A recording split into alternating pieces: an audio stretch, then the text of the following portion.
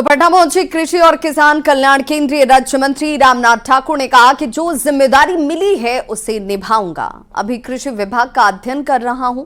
अध्ययन के बाद निश्चित तौर पर बिहार के लिए और पूरे हिंदुस्तान के लिए किसानों के आय से लेकर बीज और खाद के लिए प्रयास किया जाएगा। इस दौरान रामनाथ ठाकुर ने कहा कि मुझे भरोसा है कि सरकार 5 साल तक चलेगी। निभाने का काम करेंगे जिम्मेदारी के साथ। अभी तो कृषि विभाग का अध्ययन कर रहा हूं।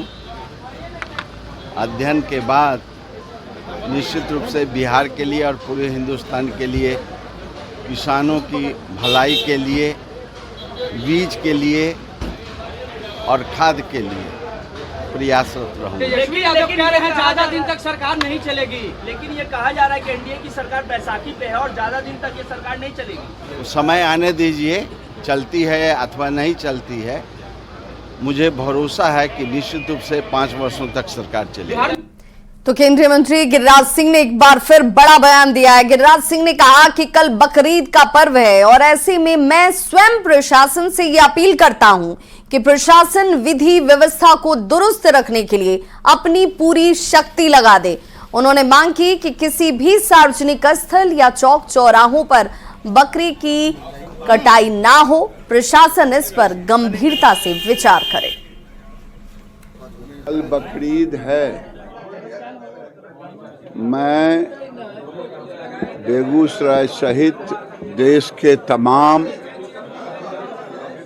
एडमिनिस्ट्रेशन से, जिला के एसपी डीएम से आग्रह करूंगा कि सामाजिक सौहार्द बना रहे, सार्वजनिक जगह पर बकरे का कटाई ना हो